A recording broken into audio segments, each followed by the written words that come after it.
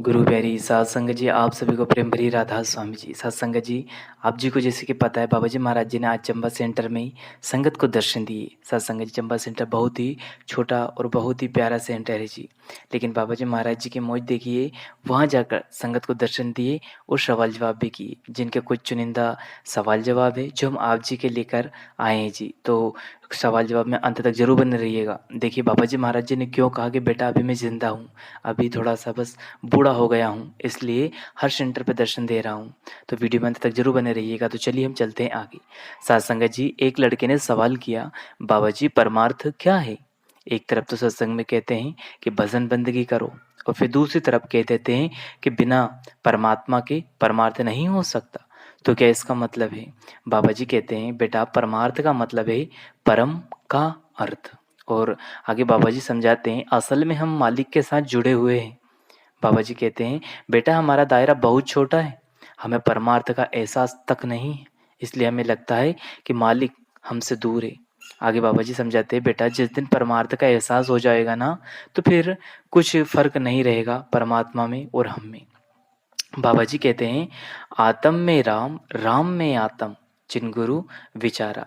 आगे बाबा जी कहते हैं बेटा, जब तक ध्यान अंतर्मुखी नहीं होगा तब तक कोई बात बनने वाली नहीं है।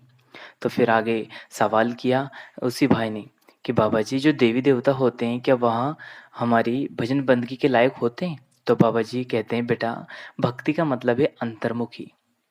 कहते हैं अभी हम भटके हुए हैं, इसलिए हमें लगता है कि भक्ति के लायक नहीं है। उसी भाई ने आगे सवाल किया, बाबा जी हमारी बहुत ही ज़्यादा परीक्षा हो रही है और कई बार हिसाब किताब देने में बड़ी दिक्कत होती है। तो बाबा जी, इसके कारण हमारे सेंटर में संगत भी बहुत कम आ पा रही है। बाबा जी कहते हैं बेटा, ऐसी कोई बात नहीं है, हिसाब किताब तो सबने देना है। बाबा जी कहते हैं बेटा, सहारा होगा ना तो हमारे कर्म जल्दी समाप्त हो जाएंगे। आगे बाबा जी कहते हैं बेटा, हमने गिनती कभी नहीं करनी, मालिक हमारे से कर्म भुगताने के लिए हमसे भजन बंदगी करवाते हैं और हमने चुप करके उनको भुगत लेने हैं, ताकि बाबा जी महाराज जी आगे समझाते हैं कि वह मालिक हमें आसानी से इस संसार से निकाल लेगा। बाबा जी को वो भाई कहता है कि बाबा जी नदौन जरूर आना। तो बाबा जी पहले तो हंस पड़े और कहने लगे, बेटा अभी तो मैं जिंदा हूँ। बड़े सेंटर में बाबा जी कहते हैं बेटा, संगत इकट्ठी हो जाती है, इसलिए बड़े सेंटरों में ही प्रोग्राम रखा जाता है। आगे हुजूर महाराज जी ने कहा, थोड़ा सा बूढ़ा भी हो गया हूँ, तो उसकी वजह से भी फिर किसी ने सवाल किया कि बाबा जी किस्मत क्या होती है? तो कुल मालिक कहते हैं बेटा, कर्मों से जो कार्य करते हैं या फिर जो भी हम अपने कर्म करते हैं ना, उन सब कर्म को इकट्ठा करके हमारी किस्मत बन जाती है। बाबा जी कहते हैं बेटा, अब यह आपके ऊपर निर्भर करता है, आपने क्या करना है, आपने कर्मों का हिसाब कैसे देना है। तो कहता है कि बाबा जी नामदान क्या होता है? बाबा जी कहते हैं बेटा, नामदान का मतलब होता है मालिक से रिश्ता जोड़ना। आगे कुल मालिक कहते हैं नामदान एक जरिया है, जैसे स्कूल जाते हैं। बाबा जी ने आगे समझाया कि हमारा स्कूल जाने का मकसद क्या है, पढ़ाई करना। इसी तरह से आगे समझाया कि बेटा पढ़ाई के साथ स्कूल जुड़ा हुआ है, ठीक इसी प्रकार से नाम लेकर हमने मालिक की भक्ति करनी है। सत्संग जी, बाबा जी कहते हैं कि बेटा अभी हम मन के अधीन हैं, हमने मन को मालिक के अधीन करना है, तब कहीं जाकर हम उस कुल मालिक की भक्ति कर पाएंगे। आगे एक लड़की ने सवाल किया, बाबा जी सेवादारों के प्यार से आज मैं यहाँ खड़ी हूँ, आप मेरी दुनिया हो, बस जब भी ठोकर लगती है या परेशानी आती है, ज़िंदगी में दुख आते हैं, तो मैं आपके पास चली आती हूँ। ऐसा लगता है कि जैसे आपकी तरफ और बढ़ रहा है यह प्रेम। तो बाबा जी कहते हैं बेटा, मेरी दुनिया तो मेरी संगत है। बाबा जी कहते हैं बेटा, हमने सीखना है, जब ज़िंदगी ठोकर मिलती है ना ज़िंदगी से, फिर हमें सीखते हैं। बाबा जी कहते हैं फिर हम सीखते भी नहीं हैं और कई बार तो हम घबरा कर उस जगह या उस सफ़र को छोड़कर चले जाते हैं। सत्संग जी, कुल मालिक कहते हैं बेटा, हमने कभी भी हिम्मत नहीं छोड़नी, हिम्मत हारनी नहीं है, कभी भी रास्ते नहीं बदलने हैं। हमें अगर परमार्थ में चलना है तो बिल्कुल डट कर चलना है। बाबा जी कहते हैं बेटा, दुख सुख दोनों समान जानो और मन को अपमान, यानी कि दुख सुख तो आते जाते रहेंगे, इनको हमेशा समान मानो। ऐसा नहीं कि दुख आए तो घबरा गए और सुख आए तो इतने खुश हो गए कि सब कुछ भूल गए। आगे बाबा जी कहते बेटा, हमने अपने कर्मों का नतीजा नहीं देखना, हमने तो करनी करनी है। कुल मालिक आगे कहते हैं बेटा, मालिक कई बार हमारे कर्मों की सूल में कर देता है। फिर एक भाई ने सवाल किया, बाबा जी 2015 में मैंने नामदान लिया था, कोशिश की कि आगे बढ़ता रहा। कहते हैं बाबा जी, एक सत्संग है कर नैनो दीदार महल में प्यार है। बाबा जी उसमें स्टेज बताई गई है। कहते हैं मैंने उस स्टेज के हिसाब से मेरे अंदर प्यार बढ़ा और मैंने ध्यान करना शुरू किया। तो बाबा जी पहले तो ध्यान आता था पर अब आगे नहीं बढ़ पा रहा हूँ। बड़ी परेशानी हो रही है बाबा जी। तो कुल मालिक कहते बेटा मालिक का हुक्म है भजन करना। आगे कहते बेटा हमने नतीजा नहीं देखना। बाबा जी कहते बेटा हमने हुक्म में रहकर सेवा करनी है, हमने नाम की कमाई करनी है, हमने नाम की कमाई को नहीं छोड़ना। फिर वही भाई कहने लगे बाबा जी कभी कभी ना झटका लगता है और फिर ध्यान बिखर जाता है, टूट जाता है। बाबा जी कहते बेटा जैसे कि हम सत्संग में सुनते हैं कि हमने ध्यान ऊपर की तरफ ले जाना है, बाबा जी कहते हमें आदत पड़ी हुई है कई जन्मों की। आगे कुल मालिक हमें समझाते कि हमारे ध्यान अब नीचे लेकर जाने की आदत हो गई है। आगे कुल मालिक समझाते बेटा वो आदत एकदम से तो नहीं बदलेगी। बेटा हम परख में पड़ जाते हैं, हमने परख नहीं करनी, मालिक अपने आप बख्शिश करेगा।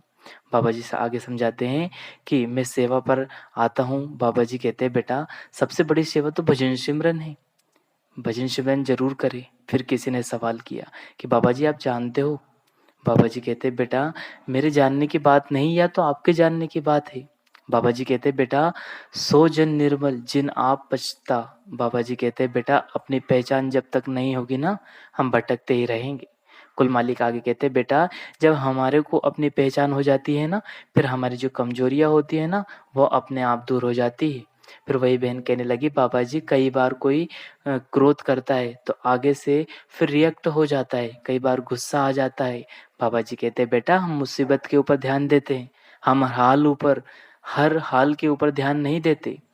बाबा जी समझाते हैं अगर मेरे को कोई कुछ बोले या क्रोध करे अगर मैं ऊपर से जवाब दे दूं तो क्या बेटा वो मुसीबत सॉल्व हो जाएगी।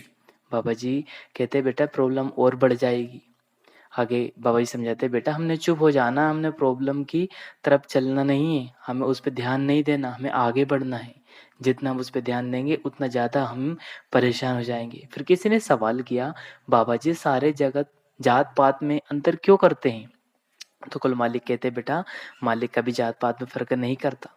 कुल मालिक ने समझाया बेटा यह जो जात पात है यह सब धर्मों के ऊपर नहीं बनी थी।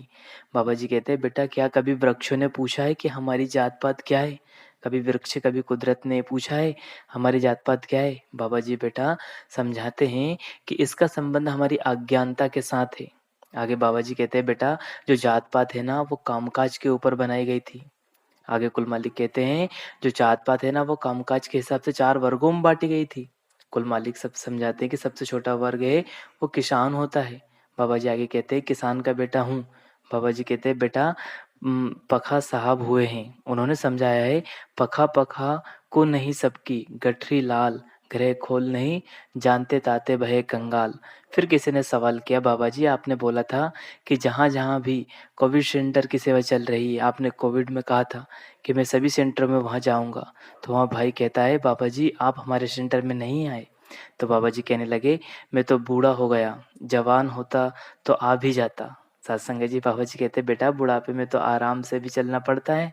और बाबा जी और संगत बहुत प्रेम प्यार से हंसने लगे। सत्संग जी तो यह चंबा के कुछ सवाल जवाब थे जो बाबा जी महाराज जी ने वहाँ जाकर संगत के बीच किए। वहाँ बहुत प्रेम प्यार से सवाल जवाब किए और संगत को बहुत हंसाया और दर्शन देकर सभी को प्रसन्न कर दिया।